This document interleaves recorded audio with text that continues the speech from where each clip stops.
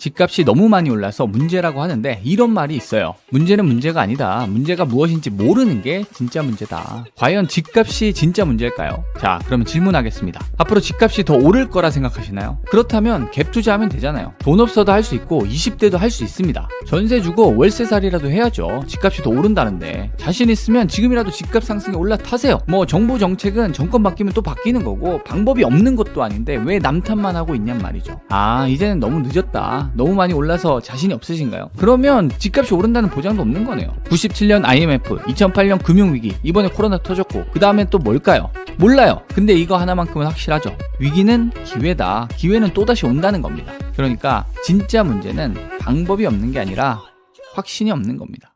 자, 부동산에서도 대장주란 표현을 쓰죠. 대장주를 설명하기 전에 일단 집값이 오른 이유부터 짚고 넘어가면 많은 사람들이 집값이 오른 이유가 정부 정책 때문이다. 수요와 공급 때문이다. 물론 틀린 말은 아니지만 이 우선순위라는 것이 존재한다는 겁니다. 집값 노무현이 올렸나 이명박이 올렸나 이거 2011년 기사예요. 노 전 대통령은 부동산 양도세와 취득세를 올리고 반면 이 대통령은 그런 규제를 모두 풀거나 추가로 풀 예정이다. 이 기사 보세요. 이거 데자뷰 아닌가요? 2022년 지금 대선을 앞두고 있는데 부동산 정책도 이거 막 이렇게 흘러갈 것 같은 그런 느낌이 오죠. 그래서 이 스마트폰 시대가 온다. 전기차 시대가 온다. 시대적 데자뷰. 2011년도 2021년 부동산 정책 데자뷰. 이거 당시에 가격이 어떻게 흘렀는지 이런 자세한 설명은 이 영상을 참조해 보시고 중요한 건 2011년에도 2021년에도 이 집값이 오른 가장 근본적인 이유는 수요와 공급이나 정부 정책보다도 이런 통화량 때문이다. 미국이 달러를 미친 듯이 찍어내면서 실물 자산 가격이 올랐죠. 실물 자산 가격이 오르는데 무슨 수요와 공급이 무슨 소용이에요? 자, 잘 생각해 보세요. 코스피가 3,000포인트까지 올랐습니다. 코스피가 3,000포인트까지 왜 올랐나요? 이게 수요와 공급 때문입니까? 많은 사람들이 착각하는 게 주식 수는 동일합니다. 내가 100주를 팔면 누군가는 100주를 샀다는 거죠. 수요와 공급에는 변함이 없어요.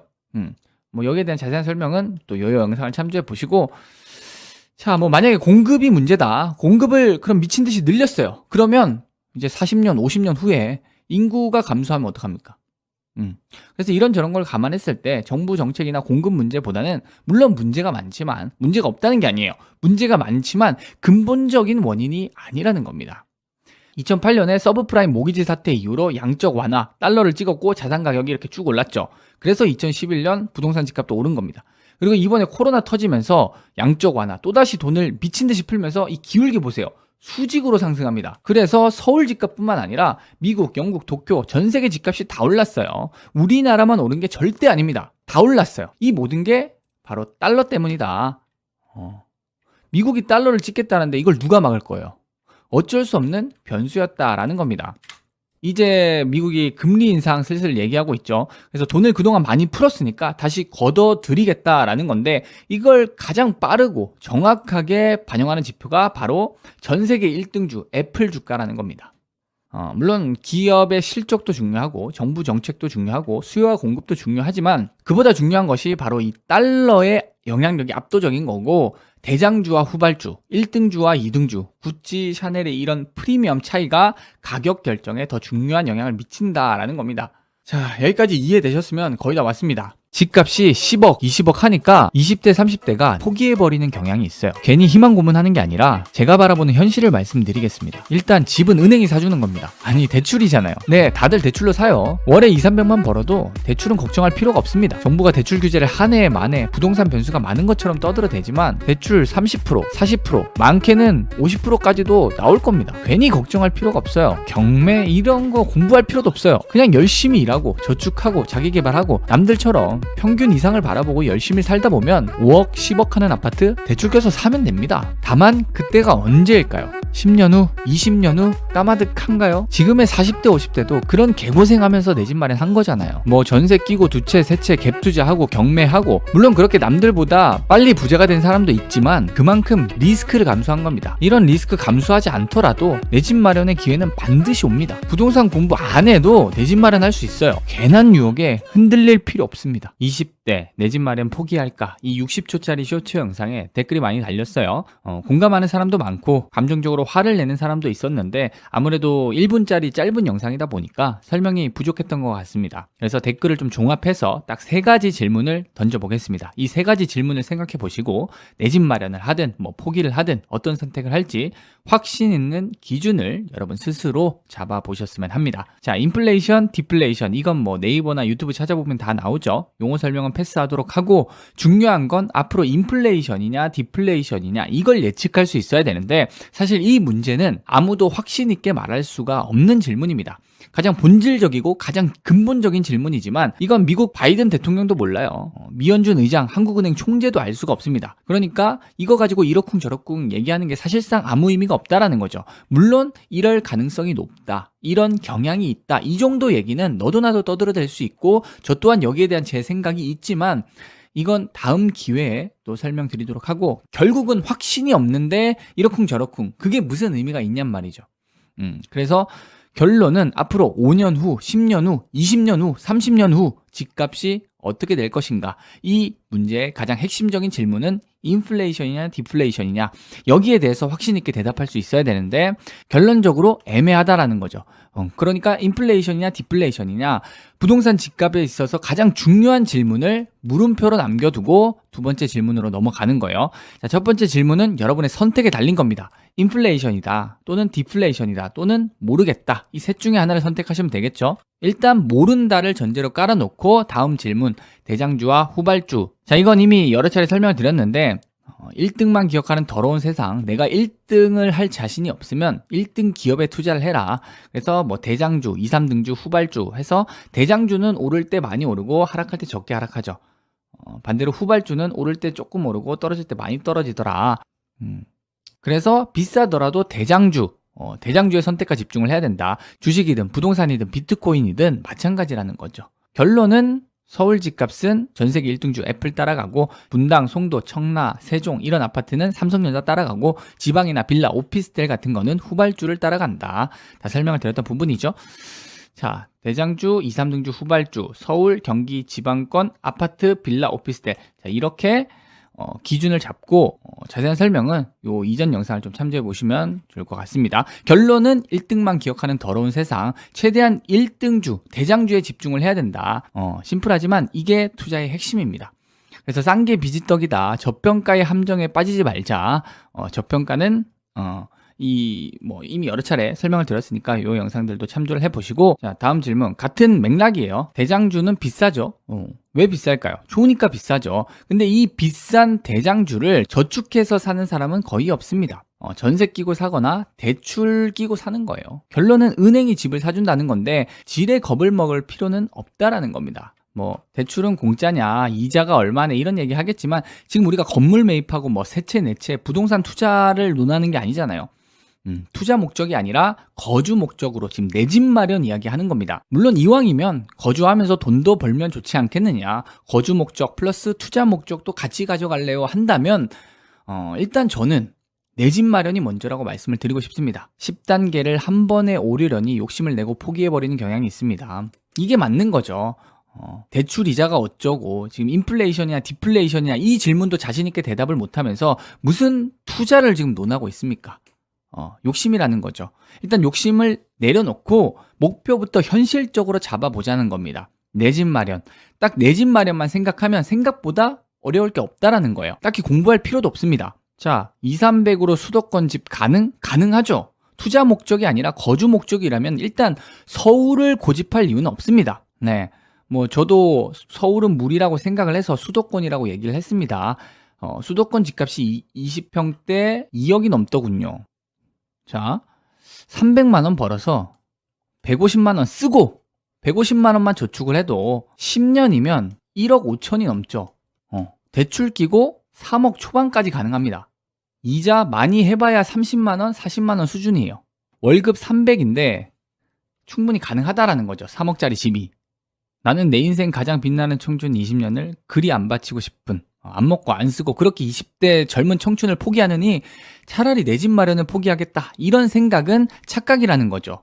300만 원 벌면서 놀 시간이 왜 없어요? 한 달에 150이면 놀고 먹고 20대가 쓸만한 부족한 돈이 아닐 텐데 왜 포기하냔 말이죠. 이게 어려운 게 아니잖아요. 사람들이 막 어렵다고 생각하는 건 금리가 오르네 어쩌네 정부 정책이 어떻고 떠들어대죠. 그건 10억 20억짜리 집이 여러 채가 있는 다주택이나 뭐 건물주한테는 금리 1% 2%가 양도세 뭐 5% 10% 이게 중요하죠. 근데 지금 20대 30대 무주택자는 사실 보수가 집권하든 진보가 집권하든 그게 무슨 상관입니까? 지금 금리가 3%냐 5%냐 이거 대출 1, 2억 받으면서 1년에 이자 뭐 1, 200이면 한 달에 10만 원, 20만 원밖에 안 합니다. 사회 초년생한테 요 10만 원, 20만 원 적은 금액이 아니라고 생각할 수 있는데 소탐대실이라고 이거 1, 20만 원 더 낸다고 대세의 흐름이 바뀌는 건 아닙니다. 요거 1, 20만 원 때문에 정부 정책이 어떻고 뭐 남 탓할 시간에 저라면 자기 개발할 것 같아요. 근데 자기 개발 안 해도 내 집 마련 300만 원만 벌어도 충분히 가능하다.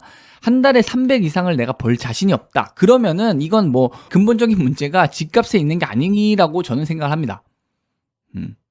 제가 지금 기준을 300으로 잡았지만 진짜 전해드리고 싶은 메시지는 이 평균적인 사람이 평균적으로 노력을 하면 평균적으로 10년, 늦어도 15년 잡으면 평균적인 내 집 마련 기회는 얼마든지 있다는 겁니다.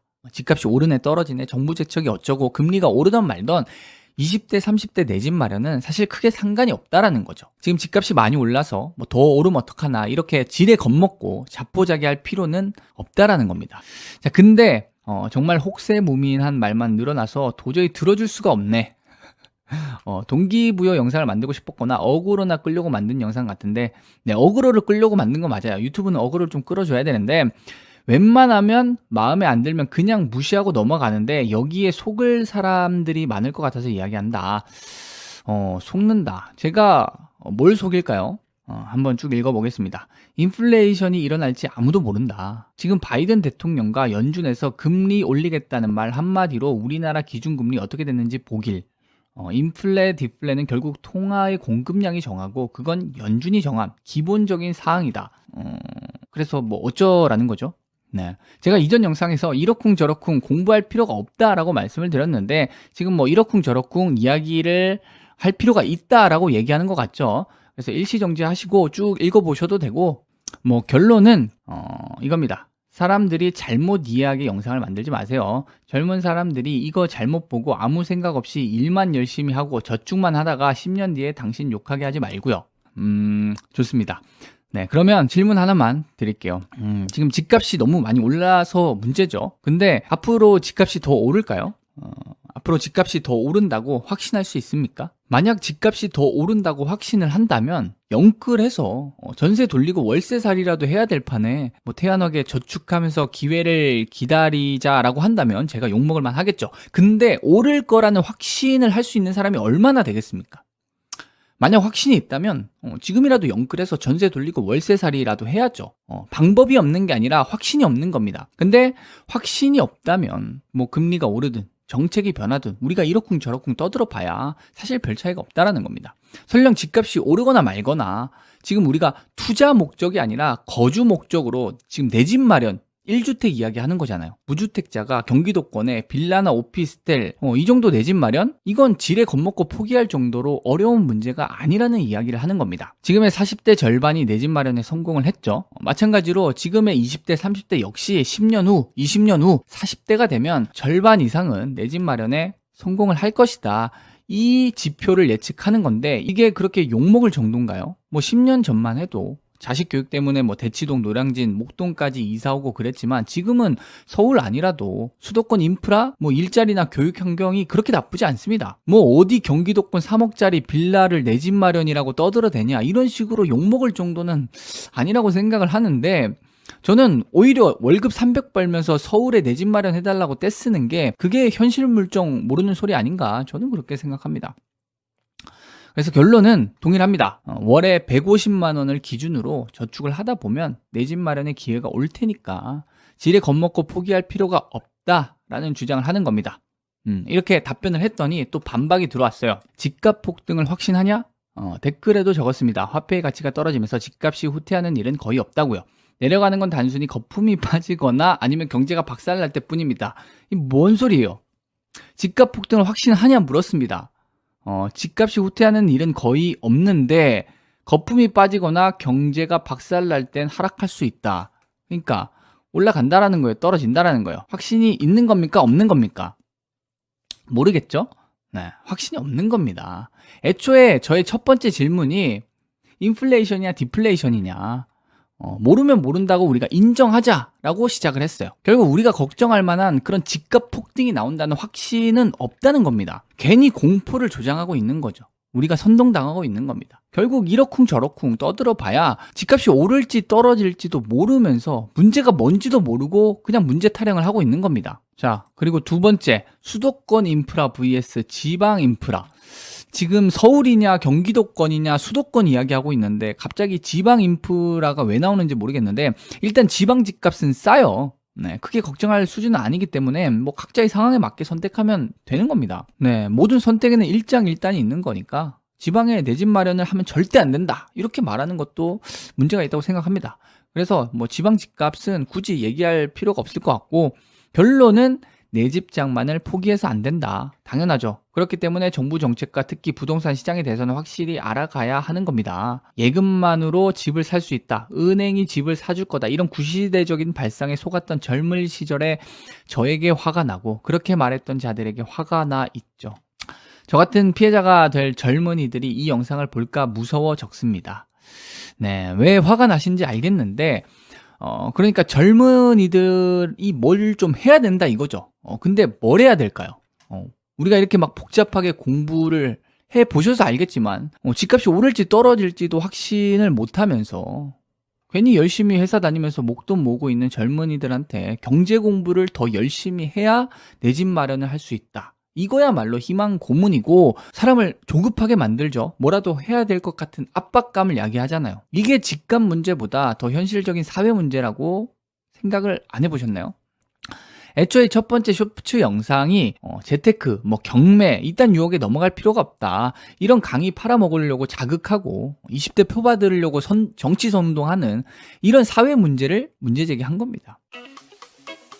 집값이 너무 많이 올라서 조급한 마음 충분히 이해하지만 방법이 없는 것이 아니라 확신이 없는 것이다. 집값이 오른다는 확신이 있다면 투자 금액이 작아도 전세 주고 갭 투자할 수 있습니다. 갭 차이가 크다면 또다시 모이기를 기다리면 되는 거죠. 근데 이걸 못 기다리고 많은 20, 30대가 지방의 소액 투자, 경매 이런 유혹에 넘어간다는 겁니다. 이런 강의 팔아먹는 사람들이 과연 인플레이션이냐 디플레이션이냐, 이 질문 하나 제대로 설명할 수 있을까요? 없습니다. 아무도 없어요. 이런저런 근거 들이대도 결국 지금까지 올랐으니까 앞으로도 오를 것이다, 이건데 그런 논리라면 경매를 왜 합니까? 어차피 전 세계 집값이 다 오를 텐데 그냥 아무거나 사면 되지, 공부할 필요가 없잖아요. 논리가 안 맞다는 겁니다. 그러니까 올바른 질문은 이겁니다. 인플레이션이냐 디플레이션이냐, 이 질문보다도 근본적인 질문이 집값이 오른다는 확신이 어디에 있느냐. 요거는 조금 번외 얘기인데, 네, 제가 주식을 이제 요 당시에 이제 시작을 했는데, 저는 코스피 3천 간다라는 말을 전문가가 방송 키면 다 이 얘기 하는 거예요. 방송만 키면 3천 간대. 근데 결국 가긴 가더라고요. 느낀 바가 많은데 그런 사이클로 봤을 때 앞으로 일본 도요타도 마찬가지입니다. 잃어버린 30년 어쩌고 저쩌고 했는데 결국은 도쿄 집값도 신고가 갔고 도요타도 신고가 갔습니다. 도요타보다 삼성전자가 역전했죠. 삼성전자가 도요타를 이겨버렸는데, 그런 잃어버린 30년의 도요타조차도 30년 버티니까 신고가 가더라. 그러면은 우리 이번에 경험해 봤잖아요. 미국이 달러를 어떻게 푸는지. 그러면은 앞으로 또 10년이나 20년 길게 보면 진짜 일본처럼 30년 바라보더라도 대세 상승장은 또 올 것이다. 이것도 확신이죠. 자, 그러면 그때가 언제일지 모르겠지만 그 기회를 잡기 위해서 우리가 대기를 해야 되는데, 그래서 여기서 나오는 겁니다. 가치 투자. 워렌 버핏의 가치 투자가 이거죠. 30년 바라보면 대세 상승장 신고가. 이게 언제 나올지 모르니까 그냥 30년 매달 적립식으로 뭐 투자를 해라, 또는 믿음의 종목으로 끌고 가라. 그런 관점에서 테슬라는 30년 끌고 가면 무조건 수익이죠. 삼성전자 역시 마찬가지입니다. 도요타가 잃어버린 30년 끝에 신고가 갔죠. 그럼 삼성전자 역시 마찬가지입니다. 10년, 20년, 진짜 우리나라도 일본처럼 잃어버린 30년 빠져도 삼성전자, 10만전자 간단 마인드. 그럼 뭐 단타 칠 게 뭐가 있나요? 가치 투자 그냥 가치 투자 하면은 단타 뭐 치고 빠지고 하는 것보다 수익률이 더 유리할 수도 있는 건데, 네, 얘기가 좀 샜지만 그렇습니다. 그래서 단타가 유리하냐 가치 투자가 유리하냐, 사실 정답은 없습니다. 결국 본인만의 기준이 있어야 되고 확신이 있어야겠죠.